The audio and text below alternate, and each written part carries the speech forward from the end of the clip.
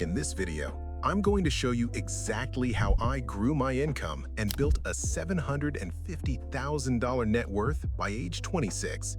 This isn't your typical YouTube success story. No inheritance from a rich uncle, no lucky crypto moonshots in 2011, and absolutely no selling get-rich-quick courses to desperate people. I'm an average guy from a regular town in the Midwest. My parents aren't VCs or tech moguls. They're middle-class people who taught me to work hard but didn't know how to play the high-stakes wealth game. By the end of this 13-minute breakdown, you'll have a clear, cold-blooded blueprint of what I did right, the massive mistakes that almost cost me everything, and the specific levers you can pull right now to 2x or 3x your income, regardless of your field. Most people are stuck because they play by rules that were written in 1980. I'm going to tell you how the game is actually played in 2026. Let's dive in. At 18, I made the first major decision of my life. I moved to NYC. I didn't move for the education. I dropped out of NYU after 2 years because I realized the debt-to-income ratio was a scam. I moved for the social elevator. If you are the smartest or hardest-working guy in a town of 10,000 people, your ceiling is still the local bank manager's salary. In Manhattan, the floor is higher than the ceiling in the Midwest. My first job was at a massive edtech firm. I was a student intern on paper, making peanuts, about $1,200 a month. I lived in a tiny shared room in Bushwick where the heat barely worked, but I showed up every day in a suit and tie, working 10-hour days. Why? Because I was studying the senior sales guys. By year 2, I figured out the sales game and bumped my commissions to $6,000 a month. I was 19, making more than most of my professors. Then the ego trap hit. I got cocky. I argued with my VP about strategy when I should have just kept my head down and closed deals. I got fired the same week I officially dropped out of college. I spent a month in a dark room playing The Witcher 3 on my PS5, eating cheap pizza and thinking my life was over. I had zero momentum and a growing sense of panic. But here is the first major lever, the resume hack. When I started looking for my next job, I realized corporate hiring is fundamentally broken. They wanted 3 to 5 years of experience for mid-level SDR roles. I had 18 months of internship experience. If I had been honest, I would have been filtered out by an AI bot before a human ever saw my name. So I creative wrote my resume. I turned that 18-month internship into 3 years of full-cycle sales. I gave myself a title that reflected my actual skills, not my HR grade. Is it lying? People get triggered by this, but look at it this way. The company needs a problem solved. I knew I could solve it better than anyone else. The years of experience requirement is just a lazy gatekeeper. If you don't jump the gate, you never get into the stadium. I landed a sales development rep role at a boutique SaaS company. Base was $45K, but with OTE, I was clearing $110K. At 19, I was the youngest guy in the room by a decade. I wasn't there to make friends. I was there to extract as much capital and knowledge as possible. By 2022, I had saved about $40K from my sales commissions. I saw the e-commerce wave and went all in on Amazon FBA. This was the unglamorous part. For the first 4 months, I lived on $1,500 a month. I stopped going out, I stopped dating, and I tracked every single cent. My savings were bleeding out into inventory and PPC ads. Then it clicked. I found a niche in skincare and fitness accessories. Suddenly, I was doing 30 to 40 units a day. But success brought a new nightmare, the cash flow gap.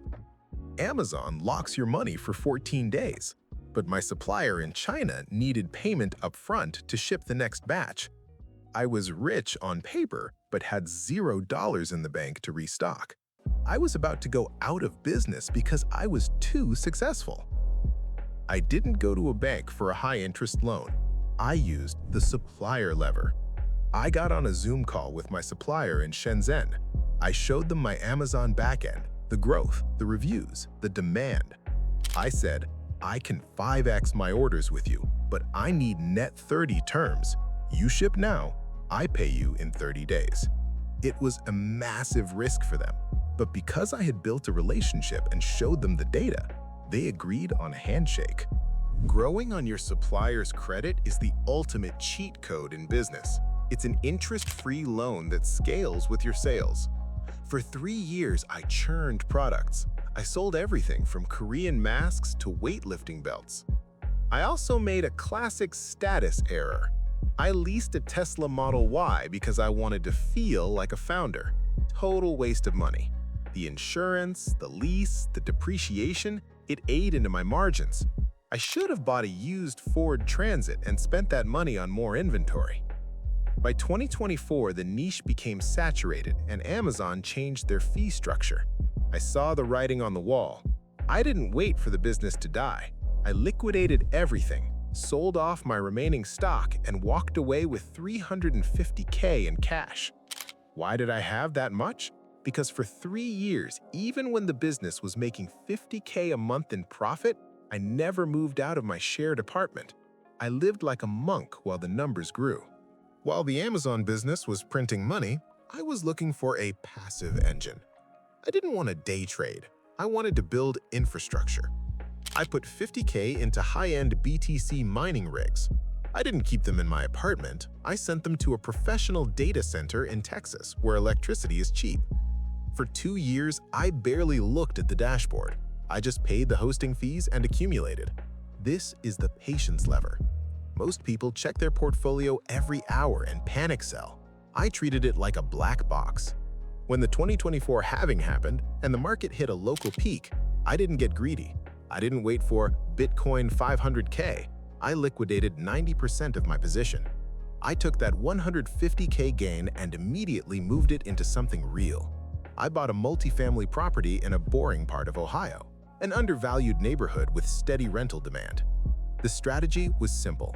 Convert magic money, crypto/business, into real money, brick and mortar, as fast as possible. High-risk capital is for building wealth. Low-risk assets are for keeping it. I knew that business and crypto can be volatile. I wanted a high floor.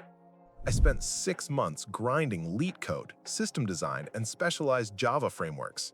I used the same resume hack from Phase 1 combined with the real technical knowledge I'd gained from managing my own e-commerce servers. I landed a senior software engineer role at a major fintech firm. Total compensation, $250K. But even now, I'm not relaxed. Here is the current mistake I'm making: concentration risk. Right now, my salary is my biggest cash flow engine. If the company gets acquired, or if AI replaces 40% of our code base, my main pipe gets cut. Dependence on a single paycheck is the most dangerous position you can be in, even if that paycheck is $250,000. That's why I'm building this channel and my own software products on the side. A lot of you are watching this thinking, I'm not a coder and I don't know how to sell on Amazon. It doesn't matter, the levers are the same. Look at my friends. 1. Mike, the electrician. He was making $55K in a small town. I convinced him to move to Dallas. He worked for a big firm for a year, hacked his way into the high-end residential market by learning specialized smart home installs, and then went independent. Now he charges $150 an hour. He's booked out 3 months in advance and is on track to clear $400K this year by hiring 2 helpers. His lever? Labor migration plus niche specialization. 2. Sarah, the multi-remote manager. Sarah works in event planning. She realized her 9 to 5 only actually took her 2 hours of real work. Instead of watching Netflix, she applied for 2 more remote roles. She now works 3 full-time jobs simultaneously. She uses automation tools to manage her calendars and emails. Her total comp is $320K. Her lever? Exploiting the remote work inefficiency. 3. Sam, the barber. Sam worked in a high-end shop that took 60% of his cuts. He realized the customers weren't loyal to the shop, they were loyal to him. He grabbed his top 100 clients' phone numbers, rented a private studio suite for $1,200 a month, and kept 100% of the profit.